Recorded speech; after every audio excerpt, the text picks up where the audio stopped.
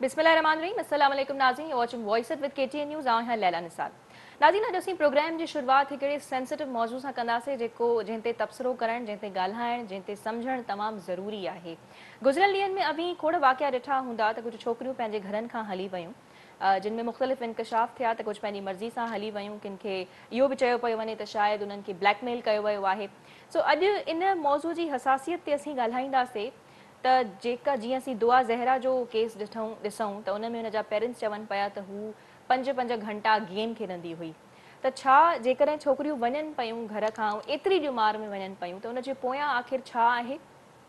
छा इहा ग़लती ज़िमेदारी वालिदैन जी आहे त हू प्रॉपरली पंहिंजे चिल्ड्रन खे, पंहिंजे ॿारनि खे वॉच न पिया कनि, या उन्हनि खे एतिरो स्पेस या उहो माहौल फ़राहम करण में नाकाम पिया थियनि जो हू अची करे पंहिंजूं ॻाल्हियूं उन्हनि खे ॿुधाइनि? छो त असीं इन ॻाल्हि खां इनकार मुंहिंजे ख़्याल में न कंदासीं त अहिड़ो असीं काफ़ी दफ़ा ॾिठो आहे त ॿार ॻाल्हियूं जेके आहिनि पंहिंजे माउ ऐं पीउ खां लिकाईंदा आहिनि। उन पोयां छा आहे, छा इहो इन कम्युनिकेशन गैप जे करे त इहे वाक़िया न पिया थियनि? सो अॼु असां सां तमामु ज़बरदस्त पैनल मौजूदु आहे। समाजी रहनुमा बि आहे मारवी अवान, ऐं उन खां अलावा ॿ साइकियाट्रिस्ट, तमामु ज़बरदस्त साइकियाट्रिस्ट आहिनि जेके ज़बरदस्त तरीक़े सां इन इशूज़ खे एनालाइज़ कनि पिया, ऐं ख़ासि करे ॿारनि ऐं पेरेंट्स जे विच में, वालिदैन जे विच में जेको कम्युनिकेशन गैप आहे उनखे बि सही नमूने सां हू सम्झनि पिया।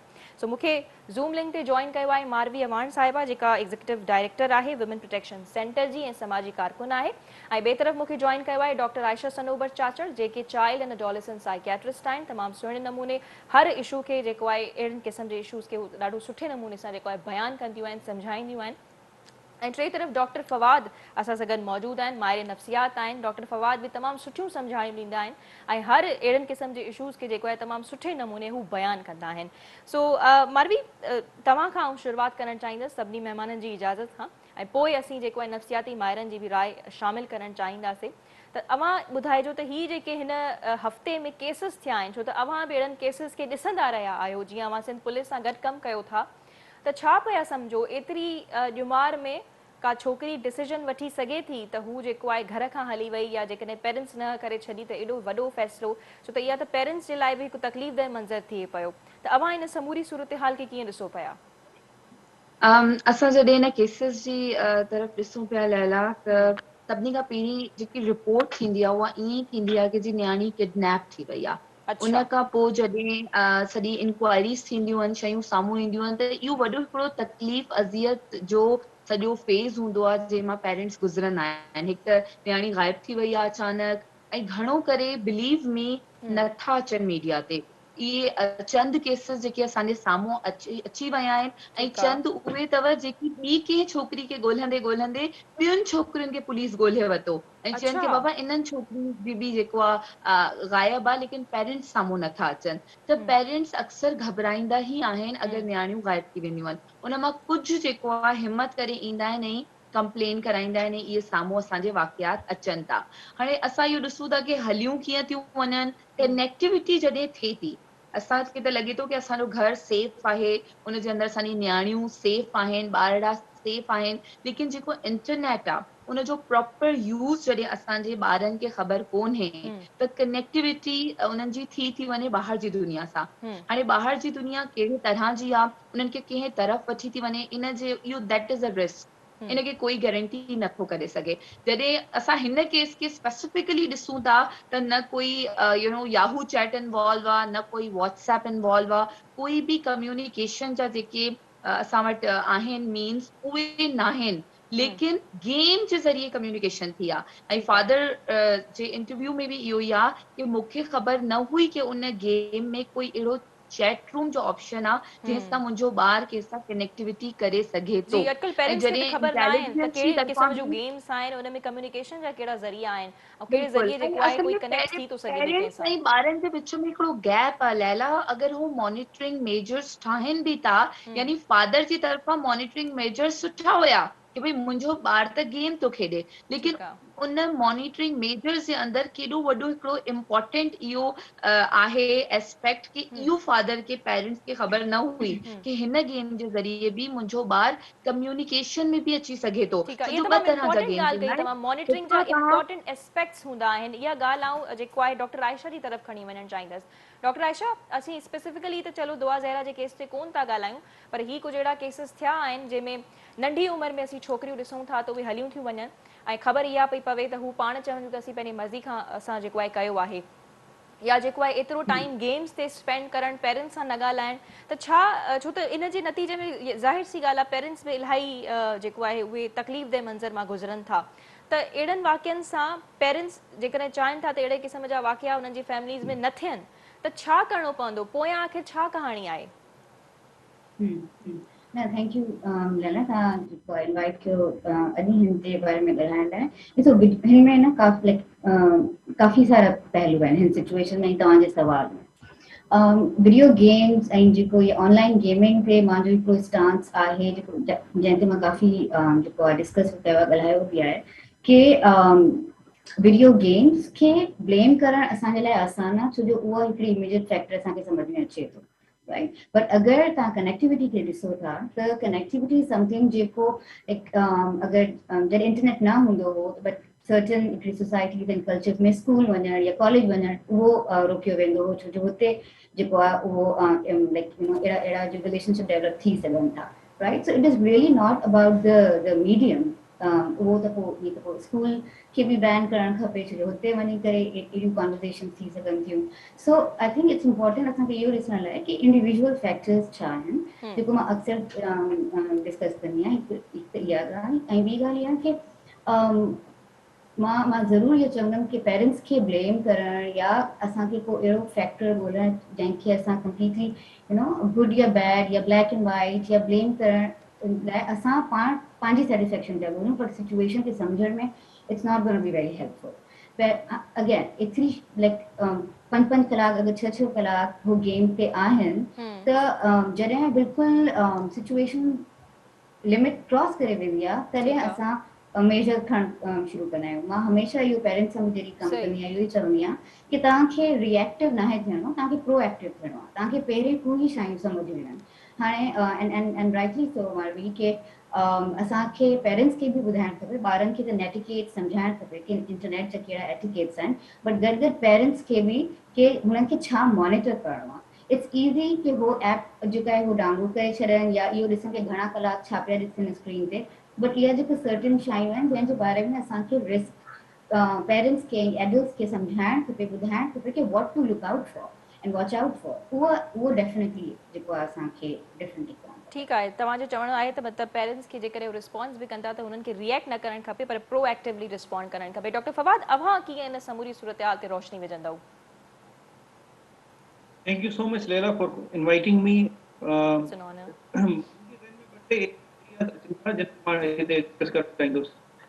सभिनीनि खां पहिरियों त इहो ॾिसो, अगरि हुनजो फादर चए थो इंटरेक्शन थियो, टेक्नोलॉजी जो दौर कहिड़ी बि प्लेटफॉर्म ते थी सघे थो, right. And I totally agree Ayesha ॿुधायो कि पेरेंट्स खे विजिलेंट हुजणु खपे कि उन्हनि जे ॿारनि जी एक्टिविटीज़ छा आहिनि, ठीकु आहे, ॿारनि जी एक्टिविटीज़ छा आहिनि, ॻाल्हाइनि था कि सां कनेक्शन में आहिनि। इन जे अलावा ॿी हिकिड़ी शइ इहा इम्पोर्टेंट आहे इन सॼे एस्पेक्ट में, छो कि पेरेंटिंग असांखे सेखार बि न आहे, पेरेंटिंग जूं बुक्स न आहिनि पढ़ियूं, ठीकु आहे। असां मतिलबु कि there are a lot of parents जेको एडोलेसेंट प्यूबर्टी जे बाद वारो जेको बिहेवियर हूंदो आहे उनखे नथा कनि, इन शइ जी एतिरी अंडरस्टैंडिंग नथी हुजे, जिनजे करे कॉन्सिक्वेंसिस पैदा थी वेंदा आहिनि, पोइ बाद में सॼो पेरेंट्स खे बर्डन खणणु पवंदो आहे। असांखे ब्लेम न करणु खपे, छो कि उन जी एतिरी इन मामले में as a society as a community असांजी एतिरी अंडरस्टैंडिंग न आहे।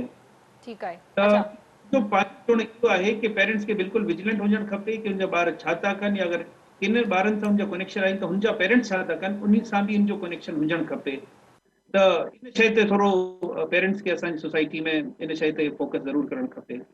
ठीकु आहे, त हू ॾिसनि यानी कि वॉच कनि। बाक़ी जीअं डॉक्टर आयशा चयो त असीं किथे ब्लेम नथा करे सघूं, त मालवी अहिड़े क़िस्म जा केसिस तव्हां पंहिंजी डेली रूटीन में बि ॾिसंदा हूंदव, यकीनन पेरेंट्स जेको आहे हिकु तकलीफ़ दे मंज़र मां गुज़रनि था, त हिन समूरी सूरत हाल सां जेको आहे अव्हांखे कीअं पियो लॻे त मीडिया कीअं निपटे पई ऐं उन खां अलावा आउं ॾिठो त पढ़ी लिखी कम्यूनिटी बि हीअ जी हाणे दुआ ज़हरा आहे त शी इज़ टू यंग ॾिठो वञे त उनखे ट्रॉल पियो कयो वञे त अव्हां सम्झो पिया त इहो जेको आहे वाक़ई में हिकु बेइज़ती जी ॻाल्हि बि अचे पई ह्यूमिलिएशन जी ॻाल्हि बि अचे पई पर असांजी जेको मुआशिरो आहे मीडिया थी वियो जीअं उन्हनि जे पेरेंट्स खां सवाल पिया कया वञनि उहे इन्हनि शयुनि खे कीअं जेको आहे मुंहुं ॾियनि था या कीअं अॻिते खणी करे वञनि था इहो सॼो जेको फेज़ आहे इहो तमामु घणो तकलीफ़ ते कंहिं बि पेरेंट्स जे लाइ यकीनन आहे असां उन्हनि खे अगरि ब्लेम कंदासीं असांजा हिते पैनलिस्ट बि इहा ई राय रखनि था मां बि इहा राय रखां थी कि कंहिंखे बि ब्लेम करणु मसइले जो हल न आहे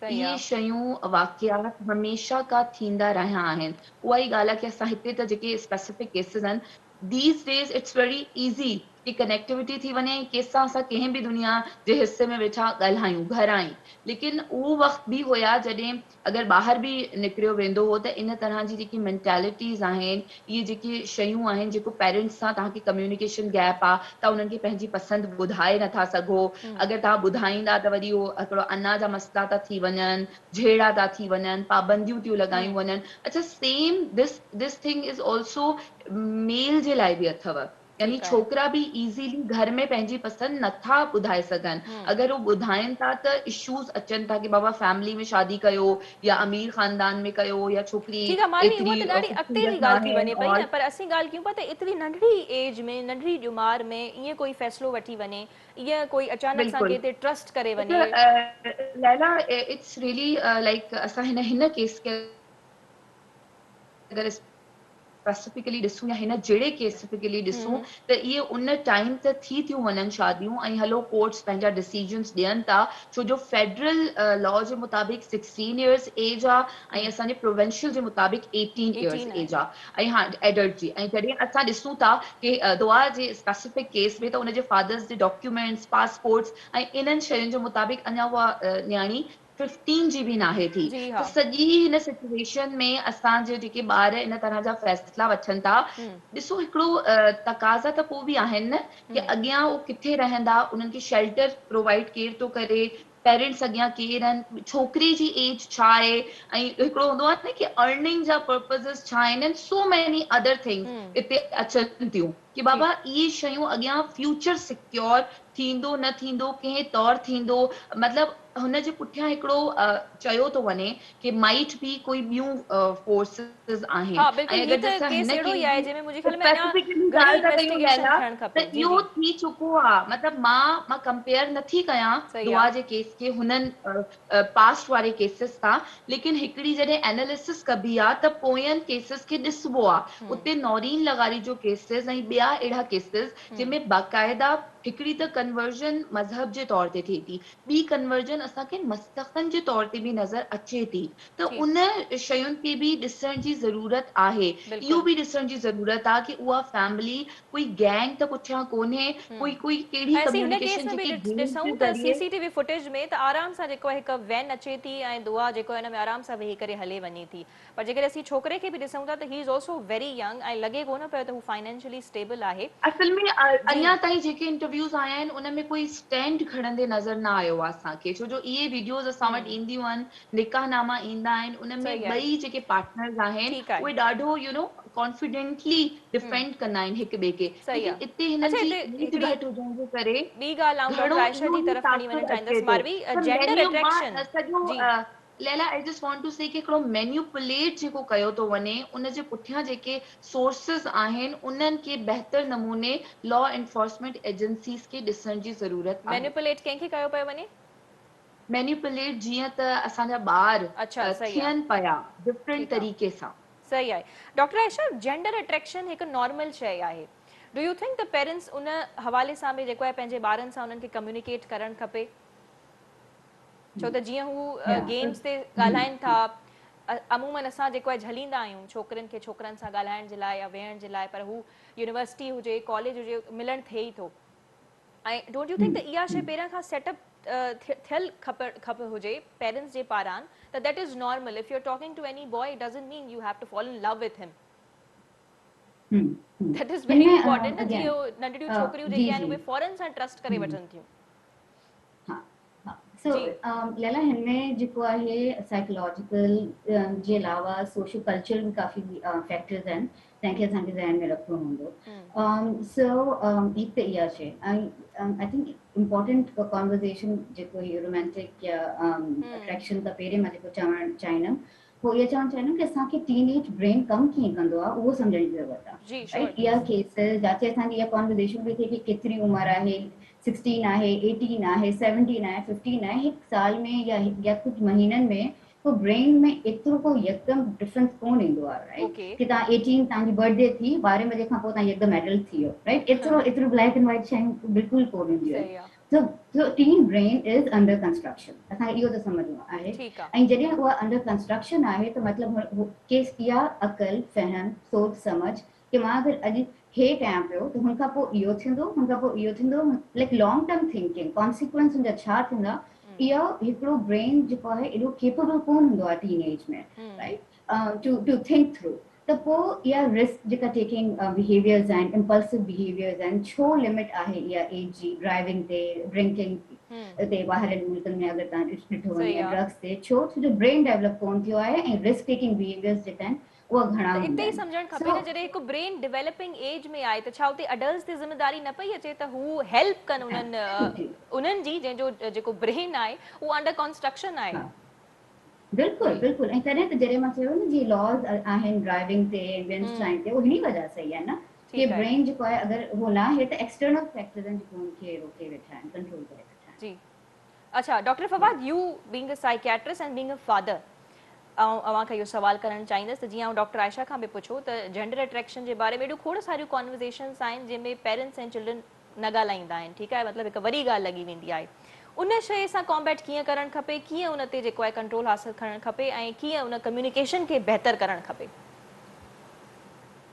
ॾिसो कम्युनिकेशन खे बहितर करण खां पहिरीं असांखे सम्झणो आहे जेके डॉक्टर आयशा वेठी ॻाल्हियूं ॿुधाए कि ब्रेन जी मैच्योरेशन डेवलपमेंटली सम्झणु पवंदो आहे इन एस्पेक्ट सां ठीकु आहे कि हिकिड़े ॿार आहे उहो इन एज में प्रोसेस में गुज़रे वेठो हाणे उनजी जेकी मेडिकल बायोलॉजी आहे उहा त आयशा डिफाइन कई पर उन खां अलावा जेको सोशो कल्चरल हिकिड़ा फैक्टर्स हूंदा आहिनि हाणे इन जो अगरि स्पेसिफिक अट्रैक्शन जी ॻाल्हि अगरि कयां वेठो ठीकु त आहे हुन में हर फैमिली हिकिड़ी फैमिली हूंदी आहे जेकी रिलीजियस घणी हूंदी आहे हिकिड़ी हूंदी आहे ट्रेडिशनल हूंदी आहे हिकिड़ी कल्चरल घणी हूंदी आहे त सही हर फैमिली पंहिंजो हिकिड़ो ज़मीर ठाहींदी आहे ॿार में ओके ठीकु आहे ठीकु आहे हा कहिड़ी फैमिली जी प्रेफरेंसिस ॿियूं हूंदियूं आहिनि कहिड़ी ॿियूं हूंदियूं आहिनि त इहो डिपेंड कंदो आहे कि हुन फैमिली में जेको जिनखे साइंटिफिकली सुपर ईगो चवंदा आहिनि कि ज़मीर ॿार कहिड़ो ठाहियो वियो आहे त किथे ॿार खे थोरी छूट मिलंदी आहे किथे न मिलंदी आहे त उहो हर फैमिली जी पंहिंजी प्रेफरेंसिस हूंदियूं आहिनि असां बि जॾहिं फैमिली खे सम्झाईंदा आहियूं या कॾहिं अहिड़ा कुझु फॉर एग्जाम्पल अगरि हिकिड़ो पेशेंट मूंखां पुछे थो कि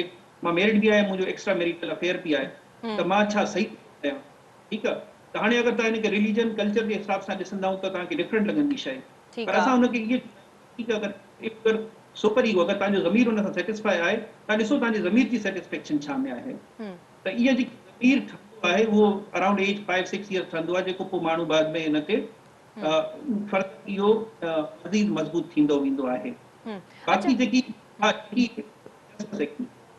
ॻाल्हि आहे प्यूबर्टी खां बाद वारो जेको बिहेवियर आहे इहो मुंहिंजो पंहिंजो मशवरो हिन में इहो आहे कि पेरेंट्स खे इहे शयूं ज़रूरु डिस्कस करणु खपनि कि ईअं नेचुरली थींदियूं आहिनि हिन एज ते पर असांजूं फैमिली लिमिटेशन्स असांजूं कल्चरल या जेकी बि वैल्यूज़ आहिनि हुन फैमिली जूं उहे इहो उन ॿार खे सम्झाइणु ज़रूरी हूंदो आहे इहो ज़रूरु कन्वे करणु खपे। सही डॉक्टर आयशा कल्चरल वैल्यूज़ खे सोशो कल्चरल जेके वैल्यूज़ आहिनि उन्हनि खे मद्देनज़र रखी करे पोइ कम्युनिकेशन खे अॻिते वधाइणु खपे जीअं डॉक्टर फवाद बि चयो त हर फैमिली जा पंहिंजा प्रेफरेंसिस हूंदा आहिनि त अव्हां कीअं पिया सम्झो त इन शइ खे आसान अञा कीअं बणाइजे कीअं इन शइ खे बहितर कजे ऐं ॿियो मूंखे इहो बि तव्हां जेको आहे इहा ॻाल्हि बि ॿुधाइजो त एतिरी नंढड़ी सी एज में छा साइकोलॉजी आहे जो नंढी ॼुमार वारी छोकिरी हुजे या छोकिरो हुजे हू हिक ॿिए ते एतिरो फौरन सां ट्रस्ट करे वठनि था ऐं एॾो वॾो क़दम खणी पिया वठनि जंहिंसां हू सॼी ज़िंदगी रहिया आहिनि हुननि खे छॾे करे ऐं हिक ॿिए सां रहण जो फ़ैसिलो कनि पिया।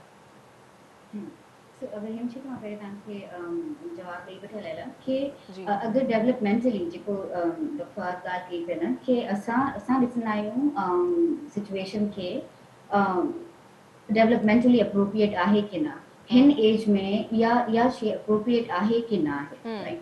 ऐं पोइ असां टेलर कंदा आहियूं पंहिंजी अप्रोच। फॉर एग्जांपल हाणे एग्जांपल ॾियां पई, हिते त जेको आहे रोमांटिक रिलेशनशिप जी ॻाल्हि आहे, ॿियो यू नो का जिंसी तालुकात, या इवन अगरि मां तव्हांखे एग्जांपल ॾियां कि मौत, डेथ जे बारे में ॿारनि सां ॻाल्हाइण, टीनेजर सां ॻाल्हाइण, हे उहा सारी कॉन्वर्सेशन आहिनि जेको असांखे ज़हन में साम्हूं ॿार जी छा एज आहे, एज अप्रोप्रिएट ऐं हुननि जी समझ छा आहे, हुनखे ज़हन में रखी करे कॉन्वर्सेशन करणी पवंदी, राइट। सो इहा अवेयरनेस न आहे सोसाइटी में कि, ऐं जॾहिं इहा अवेयरनेस न आहे त इहा जॾहिं अवेयरनेस न हूंदी त उहा अनकंफर्टेबल कंदी आहे टू एड्रेस। त पोइ पेरेंट्स इहा इंपॉर्टेंट ॻाल्हि कई, जॾहिं शऊर न हूंदो आहे, ॼाण न हूंदी आहे त उन ॻाल्हि जे बारे में ॻाल्हाइण जेको आहे ॾाढो माण्हू अनकंफर्टेबल फील कंदो आहे। सफ़ा सही पिया चओ तव्हां जी। Right. So I think overall इहा सम्झण जी ज़रूरत आहे कि जॾहिं टीनेज में, ऐं अक्सर जॾहिं असां पेरेंट्स सां गॾु कमु कंदा आहियूं, असां इहो चऊं था कि लेट्स से बिफोर प्यूबर्टी, पंहिंजो 10 या सालनि ताईं, लाइक रफली मां तव्हांखे चवां कि पेरेंट्स फैमिली जेके आहिनि लिस्ट में मथे हूंदा आहिनि, right.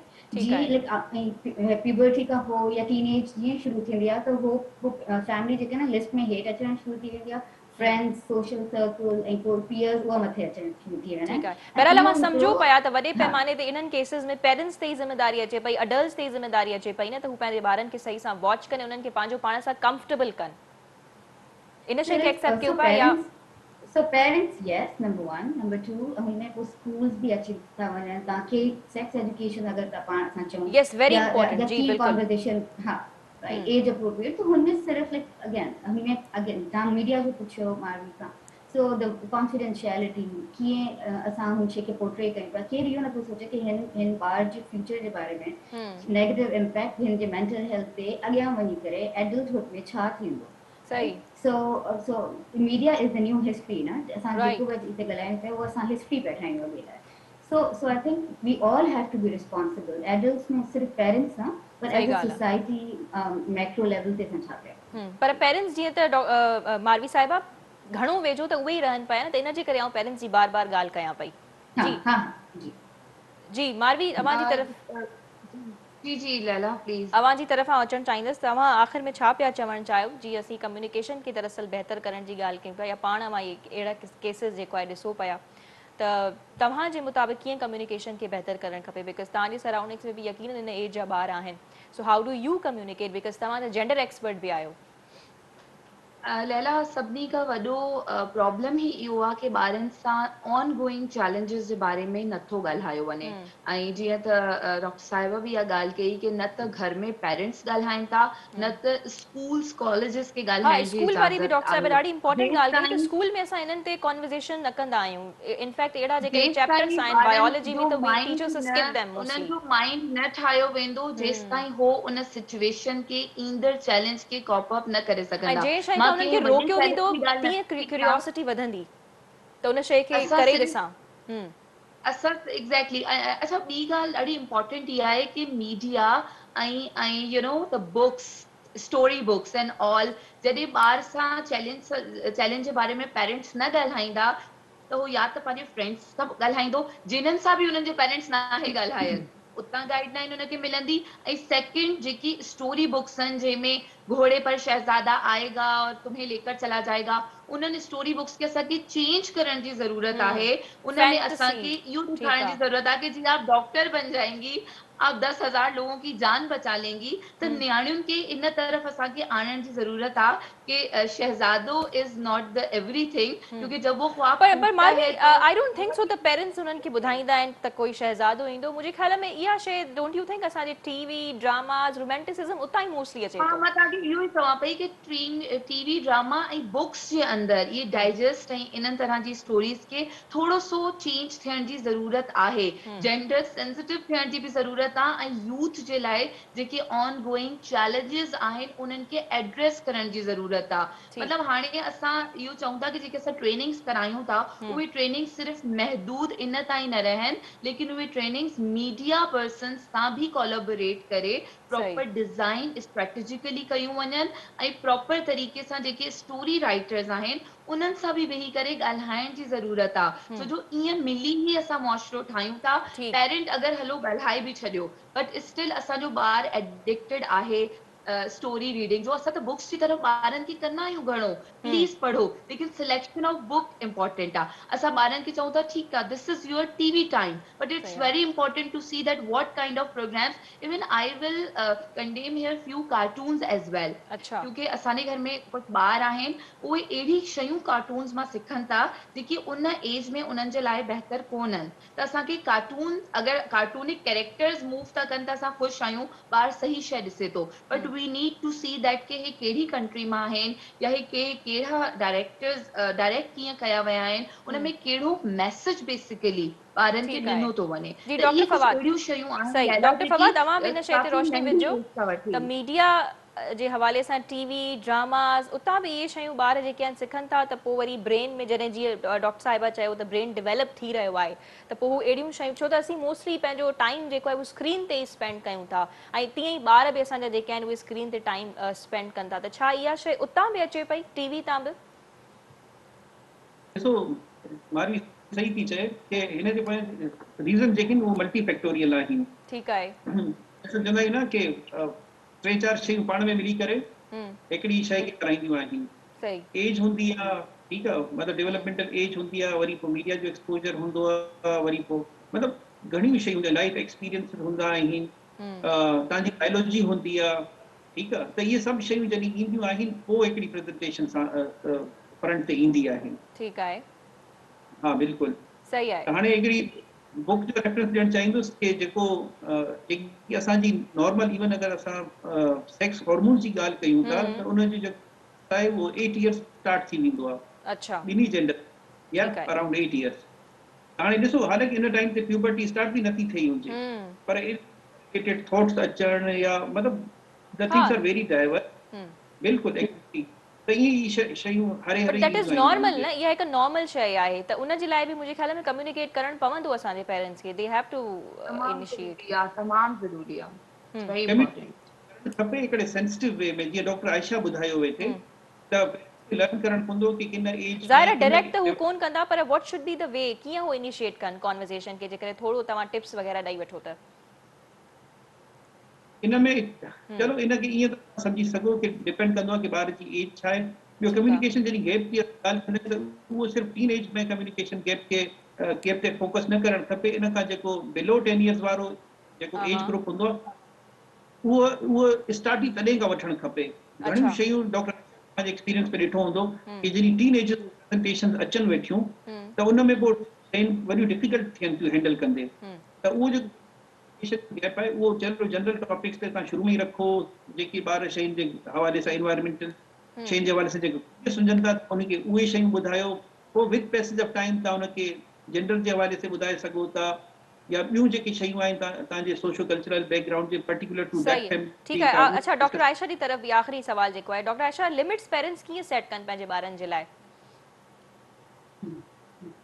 So I think important या जेकॾहिं तव्हां टिप्स ॾियणु चाहियो कम्युनिकेशन जे हवाले सां जीअं डॉक्टर साहब चयो त बिलो 8 इयर्स जेको आहे उन्हनि खे या अहिड़े क़िस्म जी कॉन्वर्सेशन स्टार्ट करणु खपनि ॾिसणु खपे त एज छा आहे जी जी तो ये कॉन्वर्सेशन मुझे के जेका शइ मां सोची पे मां इहो सोचे पे कि का प्रिस्क्रिप्टिव वे असां वटि कोन्हे का प्रिस्क्रिप्शन कोन्हे कि इहो चओ हीअं ॻाल्हायो बट कुझु रूल्स आहिनि कुझु प्रिंसिपल्स आहिनि कुझु फ्रेमवर्क्स आहिनि जंहिंखे सम्झण जी ज़रूरत आहे बाक़ी पेरेंट्स खे पाण मां हमेशह इहो चवंदी आहियां असां एक्सपर्ट कोन्हूं ॿारनि जा पेरेंट्स जेका असां वठी था अचनि असांजे हो एक्सपर्ट्स आहिनि पंहिंजे ॿारनि जा राइट असां हुननि खे सिर्फ़ु जेका प्रिंसिपल्स ऐं फ्रेमवर्क ॿुधाए सघूं था हुननि खे टेलर पाण करणो पवंदो बट इम्पॉर्टेंट पॉइंट जेका आहे उहा इहा आहे कि साइकोलॉजिकल सेफ्टी प्रोवाइड कजे घर में असां ताला त हणी छॾूं था घर में फिज़िकल सेफ्टी जे लिहाज़ सां या शाइन खे ॿारनि खे सेफ रखण लाइ हैज़र्डस शाइन परे रखूं था बट साइकोलॉजिकल मतलब सेफ्टी पाबंदी जे बारे में लगाइण असां सोचूं इज था नॉट अ हल इज नॉट अ सॉल्यूशन पाबंदी लगाइण को हल ना आहे न बट मां ॻाल्हि कयां पई फिज़िकल सेफ्टी घर में असां प्रोवाइड कयूं था ॿारनि खे ठीकु आहे राइट कि हेॾे लाइक बाहि जे क़रीब न वञनि छुरी में हथ न विझनि बट साइकोलॉजिकल सेफ्टी जे बारे में असां नथा सोचूं त वेरी पेरेंट्स अगरि इंपॉर्टेंट साइकोलॉजिकल सेफ्टी अगरि प्रोवाइड कनि था ऐं मुंहिंजो मतिलबु छा आहे कि अगरि ॿारु अचे थो ऐं कुझु पुछे थो सवाल त हुनखे इहो ख़ौफ़ न हुजे कि मूंखे को रिपरकशन थींदो या को कॉन्सिक्वेंस हाँ इहो मिलंदो खौफ जेको आहे मुंहिंजे पेरेंट्स खे सवाल ख़त्म पुछण करणो ते पवंदो तमामु ज़रूरी ठीकु आहे, इहो या, so तमामु सवाल पुछण जेको चाहे वो ड्रग्स के बारे में, चाहे वो सेक्स रिलेटेड, जेंडर रिलेटेड ऐं डेथ रिलेटेड, ये उहा शयूं आहिनि जेका टैबू सम्झी वेंदियूं आहिनि, including death again and again, हिन जे बारे में न आहे ॻाल्हायो वेंदो। सो आई थिंक जॾहिं ॿारु अचे थो, अगरि नथो अचे जवाबु त बी ऑनेस्ट, तव्हां ॿार खे उहो बि ऑनेस्टी पिया सेखारियो कि इट्स ओके टू से कि मूंखे न आहे ख़बर जो जवाबु। सही आहे, But- ठीकु आहे, but तमामु I वॾी think महिरबानी उहो अवां space- टिनी पैनलिस्ट जी, तमामु सुहिणे नमूने हिन टॉपिक ते अवां रोशनी विझी। नाज़रीन, ही सेगमेंट अवां ॿुधो एक्सपर्ट्स खे ॿुधो, मारवी जीअं त पाण जेंडर एक्सपर्ट आहे ऐं ॿ तमामु सुठा माहिर नफ़्सियात असां सां गॾु हुया। सो बहरहाल खोड़ अहिड़ियूं शयूं आहिनि जंहिंखे असीं, जीअं डॉक्टर साहिबा चयो त को स्पेसिफिक सॉल्यूशन न आहे, पर तमामु इम्पॉर्टेंट ॻाल्हि बि कई नफ़्सियाती माहिरनि त जेकॾहिं ॿारु तव्हांजी तरफ़ अचे थो, को सुवाल पुछे थो, का ॻाल्हि रखे थो, त तव्हांखे फ़ौरन सां हुन ते पाबंदी न आहे लॻाइणी, फ़ौरन सां जेको आहे न आहे करणी, बल्कि स्मार्टली डील करिणो आहे, उनखे जवाबु ॾियणो आहे ऐं जवाबु ॾेई करे सम्झाइणो आहे। ऐं जीअं डॉक्टर साहब इहो बि चयो त जेंडर अट्रैक्शन जहिड़ियूं ॻाल्हियूं हुजनि या सेक्स रिलेटेड सवाल जेकॾहिं उहो पुछे थो त तव्हां उन्हनि खे प्रॉपरली जेको आहे एड्रेस कयो, सम्झायो, ॾिसो त हुनजी एज छा आहे ऐं हुनजी सम्झण जी सलाहियत जेको आहे केतिरी आहे। सो बहरहाल ही जेके वाक़िया थियनि था, इहे यकीनन हिकु मिसाल आहिनि पेरेंट्स जे लाइ बि, असांजी सोसाइटी जे लाइ बि, त हू इन्हनि खे ॾिसनि। ऐं जीअं त डॉक्टर साहिबा हिकु इहा बि तमामु इम्पॉर्टेंट ॻाल्हि कई त पेरेंट्स खे खपे त हू साइकोलॉजिकल सेफ्टी प्रोवाइड कनि। जेकॾहिं को ॿारु कंज़ेक्यूटिवली गेम खेॾे पियो त उनजे पोयां छा रीज़न आहे, हू आख़िर एतिरो छो कंफर्टेबल न आहे उन माहौल में, तूं वञी करे पंहिंजे पेरेंट्स सां जेको आहे टाइम स्पेंड करे, त हिते पेरेंट्स जी यकीनन वॾे पैमाने ताईं ज़िम्मेदारी अचे पई। जीअं डॉक्टर साहिबान इहो बि चयो त इहा सिर्फ़ु पेरेंट्स जी ज़िम्मेदारी न आहे, असांजे सॼे मुआशरे ते अचे थी, सॼी सोसाइटी जी ज़िम्मेदारी आहे, जंहिंमें मीडिया बि शामिल आहे। पर जीअं पेरेंट्स सभ खां वधीक वेझो रहनि था पंहिंजे ॿारनि जे, त यकीनी तौर ते उन्हनि खे इहो जेको आहे इन शइ जी यकीन दहानी कराइणी पवंदी त हू पंहिंजे ॿारनि सां जेको आहे टाइम स्पेंड कनि ऐं उन्हनि खे पंहिंजो पाण जेको आहे हिकु कंफर्टेबल एनवायरनमेंट प्रोवाइड कनि। सो मारवी साहिबा, डॉक्टर आयशा, डॉक्टर फवाद, तव्हां टिनी जी वॾी महिरबानी त तव्हां टाइम कढियो। हिते हिकु शॉर्ट कमर्शियल ब्रेक पिया वठूं, ब्रेक खां पोइ हिकु ॿियो अहम सेगमेंट आहे, उन ते ॻाल्हि ॿोल कंदासीं। वेलकम बैक नाज़रीन, जीअं त रमज़ान जो महीनो ऑलमोस्ट ख़त्म थियण ते आहे, यकीनन राति ताईं ख़बर पइजी वेंदी त 30 रोज़ा थियनि था या न, ऐं ईद जेको आहे उहा कॾहिं थी थी। पर उन खां अॻु में असीं ॾिसूं था त रमज़ान जे महीने में कुझु हिकु बीमारी जंहिंखे असीं थैलेसीमिया जे नाले सां सुञाणींदा आहियूं, जंहिंमें ब्लड जी तमामु घणी खोट हूंदी आहे ऐं हीअ उन्हनि माण्हुनि खे जेको आहे ट्रांसफ्यूजन्स इलाही वॾे पैमाने ताईं लॻंदियूं आहिनि। पर रमज़ान में असीं ॾिसंदा आहियूं त जेके थैलेसीमिया जा पेशेंट्स आहिनि उन्हनि में घटिताई थी वेंदी आहे, यानी खून जेको आहे उहो उन्हनि खे उन हिसाब सां न मिलंदो आहे जेको आम ॾींहंनि में मिलंदो आहे। छो त यकीनन माण्हू रोज़ा वग़ैरह रखंदा आहिनि, जिन नतीजे में डोनेट ब्लड जेको आहे उहो न करे सघंदा आहिनि रमज़ान में बनिस्बत ॿियनि महीननि जे। सो अॼु असीं जेको आहे फातमिद फाउंडेशन जे डायरेक्टर थैलेसीमिया सेंटर ऐं ब्लड मैनेजमेंट डिपार्टमेंट मां डॉक्टर अज़ीज़ुद्दीन कमरुद्दीन खे दावत ॾिनी आहे त डॉक्टर साहब सां असीं ॻाल्हि ॿोल कयूं त रमज़ान जे महीने में थैलेसीमिया जे पेशेंट्स खे जेको आहे ब्लड जी छा खोट मिले पई, जेको आहे ब्लड हुननि खे सही मिक़दार में न पई मिले ऐं ईअं छो थिए पियो। हिकु त रीज़न असांजे साम्हूं आहे त रोज़ेदार आहिनि, ज़ाहिर आहे उहो थोरो घणो अवॉइड कनि था, पर कीअं आम माण्हू जेको आहे जेको कीअं हिननि खे अप्रोच करे सघे थो जेकॾहिं उन्हनि खे ब्लड डोनेट करणी आहे। ऐं ॿियो असीं थोरो थैलेसीमिया जे बारे में बि सम्झंदासीं, छो थैलेसीमिया सां रिलेटेड हाणे हिकु ताज़ी स्टडी आई हुई त थैलेसीमिया मरीज़नि जी जेकी लाइफ एक्सपेक्टेंसी आहे उहा वधी वई आहे। सो इन वाले सां बि डॉक्टर साहब सां असीं ॻाल्हि ॿोल कंदासीं। डॉक्टर साहब अस्सलाम वालेकुम और बहुत शुक्रिया आपके वक्त का कि आपने टाइम दिया। तो यकीनन हम ऐसे ही ऑर्गेनाइजेशंस को बुलाते हैं जो कि डोनेशंस का भी सही इस्तेमाल करते हैं और दूसरी चीज़ की आगाही के हवाले से भी बड़े तगड़े रहते हैं। तो सबसे पहले तो शुरुआत करते हैं कि रमज़ान में हमने देखा है कि थैलेसीमिक पेशेंट्स को ब्लड नहीं मिल रहा होता है। तो उसकी एक वजह तो मैंने अपने इंट्रो में बताई कि क्योंकि लोग जो है रोज़े रखते हैं। क्या सिर्फ यही वजह है, मतलब रमज़ान में वाकई में कमी हो जाती है तो आप उस कमी को पूरा कैसे करते हैं और किन किन मुश्किलात का सामना करना पड़ता है थैलेसीमिक पेशेंट्स को? बिस्मिल्लाहिर्रहमानिर्रहीम। थैलेसीमिया जो फातमिद फाउंडेशन में अभी तकरीबन 2700 पेशेंट हमारे पास रजिस्टर हैं थैलेसीमिया के, ठीक है, जिनको हर 15 दिन पे खून की ज़रूरत होती है पूरी ज़िंदगी के लिए। और तकरीबन डेली जो रोज़ाना जो है 60 से 70 बच्चों को मतलब ब्लड मतलब ट्रांसफ्यूजन होता है। फातमिद फाउंडेशन कराची सेंटर की बात कर रहा हूँ। ठीक है, डेली जो हमारी कलेक्शन होती है वो 70-80 पॉइंट्स हम डेली कलेक्ट करते हैं और यही ब्लड हम इन बच्चों को लगवा देते हैं। सही। लेकिन रमज़ान के महीने में हमें प्रॉब्लम होती है, इसलिए प्रॉब्लम होती है कि एक तो हमारे इंस्टीट्यूट या कॉर्पोरेट सोसाइटी वगैरह में हमारे ब्लड कैंप नहीं लगते हैं क्योंकि रमज़ान होते हैं, और दूसरा है कि लोगों का भी रुझान रहता है कि हम रोज़े रखते हैं, शायद हमारे में वीकनेस आ जाएगी इसलिए वो ब्लड देने से ज़रा तो क्या कतराते ब्लड हैं। देने से रोजे में वीकनेस आ जाती है?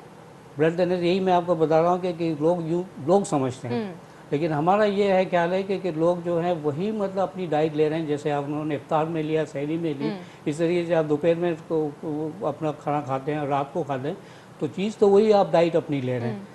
तो रमज़ान में ब्लड देने के बाद, इफ्तारी के बाद अगर आप ब्लड देते हैं तो कोई मतलब इसमें कोई वीकनेस नहीं आती अच्छा, है। रोजे की हालत में, लेकिन इफ्तारी के बाद इफ्तारी दे के सकते बाद आप हैं, बिल्कुल क्योंकि दे आपने सकते अपना हैं। डाइट तो ले लिया, वो जी, जितना खाना था बिल्कुल ले लिया। कंज्यूम कर लिया। क्योंकि और वैसे भी रोज़े डॉक्टर में साहब ब्लड डोनेट करना एक बहुत अच्छी बात होती है ना, फिर आपका नया ब्लड जो है वो बन रहा बिल्कुल होता है। नया ब्लड लेकिन बनता बहुत है। लोग कतराते हैं इस चीज़ से। और मेडिकल साइंस ये कहती है कि जो शख्स जो है वो अपना ब्लड डोनेशन करता है उसको मतलब बहुत सारी बीमारियों से उसको निजात पाते हैं।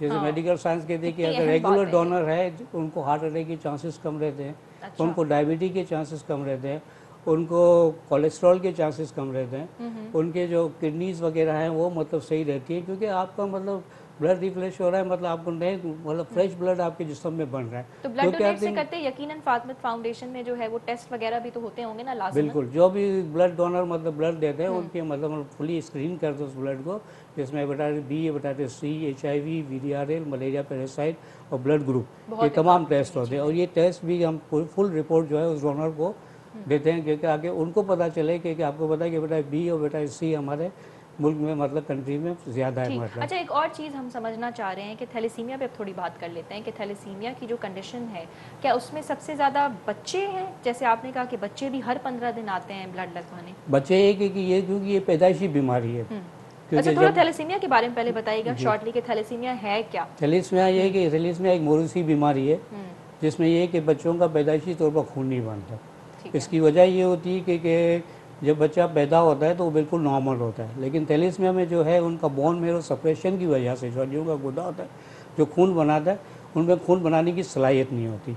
6 महीने तो बच्चा, 4 या 5 महीने तो बच्चा तो बिल्कुल ठीक ठाक नॉर्मल रहेगा, बिल्कुल फर्स्ट क्लास रहेगा, लेकिन क्योंकि 5-6 महीने के बाद जो है मदर का ब्लड पैदा होना शुरू होता है और बच्चा उस वक्त अपनी इस पोजीशन में होता है कि अपना खून बनाने लगे। लेकिन क्योंकि इन बच्चों में खून बनाने की सलाहियत नहीं होती तो उसमें फिर तरह तरह की बीमारियां आ जाती हैं, जैसे नज़ला हो गया, ज़ुकाम हो गया, बुखार हो गया, इनका अच्छा, पेट बढ़ यानी जाता है। शुरू की अलामत यही अलामत होती ये हैं, होती है। नज़ला, जुकाम हाँ, और फिर जो है पेट का बढ़ जाना। पेट का बढ़ना इसलिए कि उनकी तिल्ली जो और वो स्प्लीन और लीवर जो है, जिगर है, वो बढ़ना शुरू हो जाते हैं, तो इसलिए उनका जो है ये पेट मतलब बढ़ना शुरू हो जाता है, लगता है कि इनका पेट बढ़ रहा है। और इसके बाद ये है कि इनके जो चेहरे पर जो है हड्डियों में मतलब जो है वो ब्रूसी वो आ जाता है, मतलब वो स्वेलिंग जैसे ऐसे इस टाइप की चीज़ आ जाती सही है। है। अच्छा, और तो इसके ट्रेड्स भी होते हैं, इसके किस्म भी हैं, माइनर, जी। मेजर, तो इंटरमीडिएट, इस ट्रेड, वक्त ये जो क्या है? मैं थैलेसीमिया का थोड़ा जी जी, एंड श्योर कर श्योर, लो, प्लीज प्लीज। क्योंकि फिर उसके बाद जो है बच्चे जब बच्चा पीला पड़ने लगता है, खाना पीना छोड़ देता है, तो उस वक्त फिर माँ बाप जो है बच्चे को डॉक्टर्स के पास ले जाते हैं कि ये तो खाना पीना छोड़ दिया है। फिर डॉक्टर उसको वो टेस्ट करके देख लेते हैं, एक CBC टेस्ट होता है, कंप्लीट ब्लड काउंट होता जी। है, उसमें पता चलता है कि आया बच्चा एक एनीमिक हुआ है तो ये आयरन डिफिशिएंसी है आया और कोई बीमारी है, तो उसमें फिर थैलेसीमिया का एक टेस्ट किया जाता है जिसको हेमोग्लोबिन इलेक्ट्रोफोरेसिस कहते हैं। उस टेस्ट से पता चल जाता है कि आया कि बच्चा थैलेसीमिया है या नहीं है। वंस अगर ये डायग्नोस हो जाए कि थैलेसीमिया मेजर है, तो फिर उनको हर 15 दिन के बाद, 20 दिन के बाद खून की ज़रूरत होती है। और थैलेसीमिया माइनर में क्या होता है, उसमें हर 15 दिन नहीं लगती? नहीं, बाकी आपने जो किस्म की कितने मेजर, टाइप के माइनर, इस होते पर भी हैं, रोशनी डालिएगा। हाँ, एक मतलब थैलेसीमिया में 3 मतलब टाइप होते हैं। एक होता है थैलेसीमिया मेजर, ठीक है। जिनको पैदाइशी तौर पर मतलब हर 6 महीने के बाद वो डायग्नोस हो जाते हैं, हर 15-20 दिन के बाद खून की ज़रूरत होती है। एक होती है थैलेसीमिया इंटरमीडिएट, जो लेट उसमें एज में मतलब वो डायग्नोस होते हैं। अच्छा। जैसे 5 से 6 साल के बाद मतलब पता चलता है कि उनको एनीमिक हो गया, उनको ब्लड की ज़रूरत है, फिर वो टेस्ट वगैरह पता चलता है कि इनको भी थैलेसीमिया है, तो ये थैलेसीमिया इंटरमीडिएट कहलाते हैं। ये अपना हेमोग्लोबिन जो है 7 से 8 ग्राम तक अपना मेंटेन रखता है। ठीक। अच्छा, आलिया सारिम बर्नी भी हमारे साथ टेलीफोन लाइन पे हैं। अस्सलाम वालेकुम आलिया साहिबा। जी आलिया साहिबा, हम डिस्कशन करें थैलेसीमिया के मरीजों के ऊपर कि थैलेसीमिया के मरीजों में जो है रमज़ान में उनको बड़ी खून की कमी का सामना करना पड़ता है, उस तादाद में जो है उस मिकदार में खून अवेलेबल नहीं होता है, क्योंकि बहुत सारे लोग जो हैं वो कतराते हैं खून देने से। तो आपकी फाउंडेशन क्या इस हवाले से कोई सर्विसेज प्रोवाइड कर रही है, या आप समझती हैं कि जो है इस हवाले से अवेयरनेस कैंपेन्स या इसमें मीडिया को भी जो है वो पेश रहना चाहिए कि क्यों लोग जो है वो कतराते हैं रमज़ान में खून देने से या ब्लड डोनेट करने से? लोगों के जहन में ये है कि क्योंकि हम रोजा रख रहे होते हैं और हम प्रॉपर खाना नहीं खा रहे होते, प्रॉपर उतना पानी नहीं ले रहे होते, इसलिए इस इंटेक की कमी की वजह से हमें खुद जरूरत है कि हम अपना ख्याल रखें। अगर हम खून देंगे या हम कुछ करेंगे तो शायद हमें कोई मुश्किल होगी। ठीक। तो वो इसलिए, लेकिन मैं ये समझती हूँ कि अवेयरनेस कैंपेन जरूर चलनी चाहिए। और ये जो थैलेसीमिया के बच्चे, ये जो थैलेसीमिया के मरीज होते हैं, इनकी जिंदगी इसी खून पर होती है जो हम देते हैं। और अल्लाह ताला का निजाम है कि हम जितना ज्यादा खून डोनेट करेंगे उतना ज्यादा खून अल्लाह ताला हमारे जिस्म में पैदा करता है। और रमजान में हम अगर अपने पानी का इंटेक सही कर लें और खून दे दें तो उसमें ऐसा ज्यादा इशू नहीं है। फिर ये कि अगर देने वाले लोग, डोनर अगर जवान है तो जाहिर है जवान के अंदर अल्लाह ताला ने बहुत ज्यादा कुव्वत दी हुई होती है, बिल्कुल, उसके अंदर बहुत कुव्वत होती है, तो वो अपनी कुव्वत को पहचाने। हाँ, ये जरूर है कि अगर किसी को कोई मेडिकल इश्यूज है या किसी को ऐसा लगा कभी कि इसमें खून देने से कोई मसला है, तो पहले वो डॉक्टर से पता कर ले कि मुझे किस तरह से खून देना चाहिए। और दूसरा ये कि अपना भी हीमोग्लोबिन चेक करना चाहिए। सही बात है। भी जब ये खून लिया तो आप जैसे इदारे जो हैं आलिया साहिबा, इस किस्म की कोई कैंपेन, आगाही की कैंपेन क्या चला रहे होते हैं कि आपकी तरफ से? जी जी बिल्कुल चलाते हैं। इवन हमारा जो ये सिविक सेंटर पे हमारा मरीज ट्रस्ट है, यहाँ पे हम अपने ऑफिस में भी बेड्स लगाकर ब्लड बहुत अच्छी बात है इस तरह से देते हैं। और ऐसा कोई भी मरहला आता है, चाहे वो रमजान हो, इसके अलावा जब हमें लगता है कि सारे बनी ट्रस्ट को अपना हिस्सा डालना है, और अगर वो लोग जो हमारी बात को मानते हैं या फॉलो करते हैं तो यकीनन हम उन्हें इस तरफ मोटिवेट करते हैं कि हम सब कोई ना कोई। ठीक है, बहरहाल अवेयरनेस कैंपेन्स का बहुत बड़ा रोल है इस हवाले से। बहुत शुक्रिया आलिया। जी जी जी जी जी। और ये सच्चा है, देखिए ये सही बात है, बहुत बड़ा अतिया है और जिंदगी से बड़ी बात कोई नहीं। जब रमजान में हम अपना माल निकालते हैं तो मैं कहती हूँ माल से ज्यादा बल्कि दुनिया में सबसे ज्यादा कीमती चीज हमारा खून है। अगर हम रमजान में और ऐसे वक्त में जब उन लोगों को खून नहीं मिलता, अगर हम उन्हें खून देंगे तो उन्हें जिंदगी मिलेगी। तो अगर अजर सवाब का भी कोई कंसेप्ट हमारे जहन में है कि रमजान में कई गुना बढ़कर मिलता है, तो मैं समझती हूँ बहुत इंपॉर्टेंट बात कही कि खून देना एक सदका है और माल से ज्यादा तो खून अहमियत रखता है। बहुत शुक्रिया आपका, आपने बहुत इंपॉर्टेंट बातें की। और अवेयरनेस कैंपेन के हवाले से भी जी आलिया साहिबा चवन पयूं तो अवेयरनेस कैंपेन जेको उहे हलाइण खपनि, जे अहिड़े क़िस्म जूं जेके फाउंडेशन्स आहिनि, जीअं फातिमत फाउंडेशन आहे या जीअं सारिन बनी जेके ट्रस्ट थियनि था, उन्हनि खे भी हलाइण खपनि। डॉक्टर साहब, आप जो है वो ट्रेड्स के बारे में, किस्म के बारे में बता रहे थे, और क्विकली ये भी बताइएगा कि क्या इसका, इस कंडीशन का जो है कोई इलाज है कि स्पेसिफिकली हमने एक दवाई खा ली और थैलेसीमिया हमारी खत्म हो गई? क्योंकि हमने ये देखा। और अब एक और चीज़ भी थी कि लाइफ एक्सपेक्टेंसी भी बढ़ गई है थैलेसीमिक पेशेंट्स। बिल्कुल, लाइफ एक्सपेक्टेंसी बढ़ गई क्योंकि थैलेसीमिया माइनर जो है, ट्रेड जो है, इसको थैलेसीमिया माइनर भी कहते हैं। ये वज़ात खुद जो है बिल्कुल सेहतमंद होते हैं। अच्छा। इनमें कोई मतलब खून की कमी वगैरह नहीं होती, लेकिन इनके जीन्स जो है वो डिफेक्टिव होता है। जो बीटा जीन होता है वो डिफेक्टिव, अंदर जीन डिफेक्टिव होता है। जब ऐसे दो थैलेसीमिया माइनर जो आपस में शादी करते हैं तो 25% हर प्रेगनेंसी में चांस होता है कि वो थैलेसीमिया मेजर बच्चा पैदा हो सकता है। कजन मैरिजेस की क्या बात है? कजन मैरिजेस ये होता है कि एक ट्रेड मतलब चल रहा है, मतलब थैलेसीमिया की वो जैसे है कहीं पर बच्चा थैलेसीमिया मेजर है और उसके जो फैमिली में है, जाहिर है कि जब एक बच्चा आ गया तो और भी थैलेसीमिया माइनर उनमें होंगे। अगर जब कजन आपस में शादी करते हैं, मे भी वहाँ से एक थैलेसीमिया माइनर आ जाए, यहाँ से भी थैलेसीमिया। पहले दोनों को टेस्ट करवाना चाहिए। कौन सा टेस्ट कराना चाहिए? ये जो हेमोग्लोबिन इलेक्ट्रोफोरेसिस टेस्ट होता है, वो टेस्ट करवा ले। इसमें मतलब ये देखते हैं A2 देखते हैं, A2 की जो नॉर्मल रेंज होती है। अच्छा, ये भी तभी कराना चाहिए ना टेस्ट जब हम फैमिली में देखें कि ऑलरेडी है थैलेसीमिया? है नहीं, वैसे भी आपको करना चाहिए। अच्छा, वैसे भी कराना चाहिए क्योंकि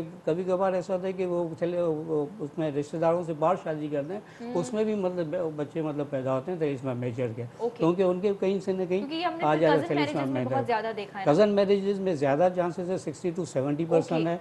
अगर आप बाहर अगर बगैर रिश्तेदारों करते हैं तो आपको मतलब उसमें 25 to 30% चांसेस होते हैं। लेकिन अगर ये थैलेसीमिया माइनर का एक टेस्ट शादी से पहले आप करा लें, बड़ा आसान टेस्ट है और बिल्कुल सस्ता टेस्ट है, और फातिमिद में इस टेस्ट बिल्कुल हम फ्री करते हैं। ठीक है। और ब्लड डोनेशन के लिए फातिमिद को किस तरह से अप्रोच करना चाहिए? अप्रोच ये का मतलब आ जाएं, टेलीफोन का अपॉइंटमेंट का कोई नहीं, मतलब आ जाएं, कहें कि हमें ब्लड देना है, उस वक्त हम उनकी CBC वगैरह का कंप्लीट ब्लड काउंट करते हैं, उसमें हेमोग्लोबिन वगैरह तमाम देखते हैं, चीज़ें कर दिया। लेकिन ये कि इस थैलेसीमिया को रोकने का सिर्फ यही एक तरीका है कि बिफोर मैरिज आप अपनी शादी से पहले अपना टेस्ट करवाएं, ताकि अगर आप दोनों अगर थैलेसीमिया माइनर नहीं है तो शादी कर सकते हैं।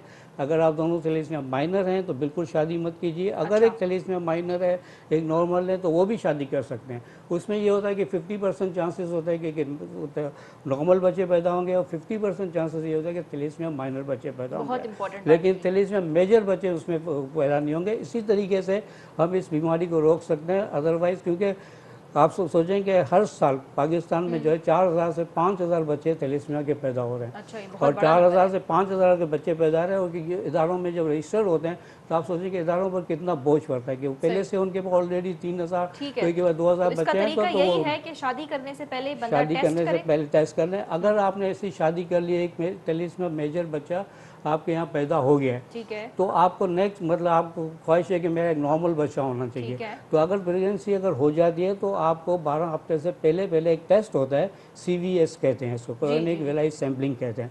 उसमें यह है कि 8 से 12 हफ्ते के दरमियान उस वहाँ के पेट से मतलब बच्चे का सैम्पलिंग करके उसको देखते हैं कि आएगा बच्चा थैलेसीमिया है या नहीं है।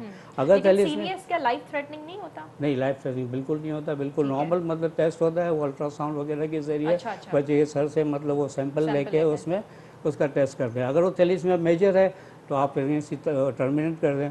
अच्छा, ये अदरवाइज होता है ऑप्शन ऑप्शन है, मतलब 12 हफ्ते से पहले मतलब फतवा लिया हुआ है कि आप मतलब एबॉर्शन करवा सकते हैं, इसमें कोई वो नहीं है। सही बात है, ठीक है, बहुत शुक्रिया, आपने बहुत खूबसूरत अंदाज में रोशनी डाली इस मौजू पे।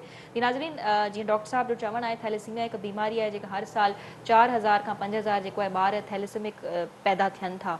सो ज़रूरी इहो आहे, असां अमूमन तौर ते घरनि में ॾिसंदा आहियूं त असां टेस्ट न कराईंदा आहियूं, टेस्ट कराइण खां असां कतराईंदा आहियूं त बाबा केरु वञे केरु टेस्ट कराए। पर जेकॾहिं अहिड़नि कंडीशन्स जो तव्हांखे पंहिंजी फैमिली में को ख़दशो आहे त हिकु टेस्ट कराइण में को हर्ज न आहे। ऐं जेतोणीकि ॻाल्हि आहे ब्लड डोनेशन जी, त जीअं डॉक्टर साहब चयो त फातिमा फाउंडेशन 24 घंटा खुलियल हूंदी आहे। अवामीदा ब्लड डोनेट कंदा त हिकु इहो सदक़ाए जारिया थी पवंदो, हिन में को हर्ज कोन आहे, तव्हांखे कंहिं क़िस्म जी का तकलीफ़ न थींदी। हर ऑप्शन जेको आहे अवेलेबल हूंदो आहे। जेकॾहिं तव्हांखे छो त ब्लड डोनेशन जे दौरान चक्कर अचणु, ब्लड डोनेशन के दौरान चक्कर आना या कुछ इस तरह से हुन एक नॉर्मल चीज़ है न, नॉर्मल हिकु शइ आहे। त जेकॾहिं थिए बि अथो त उते फ़ौरन सां तव्हांखे फैसिलिटेट कयो वेंदो आहे। सो ब्लड डोनेट करण खां तव्हां कतरायो न, ब्लड डोनेट कयो, अव्हांजी ब्लड जेको आहे उहा खोड़ ज़िंदगियूं बचाए सघे पई। सो उम्मीद आहे तव्हांखे अॼोको प्रोग्राम पसंदि आयो हूंदो। इंशाल्लाह मुलाक़ात ईद खां पोइ थींदी। उम्मीद रहंदी तव्हां सभिनी जी ईद सुठी गुज़रंदी मूं समेत। सो ईद मुबारक अव्हां सभिनी खे। ऐं ॿियो जेको आहे पंहिंजो फीडबैक ॾियणु असांखे ज़रूरु न विसारींदा। अल्लाह हाफ़िज़।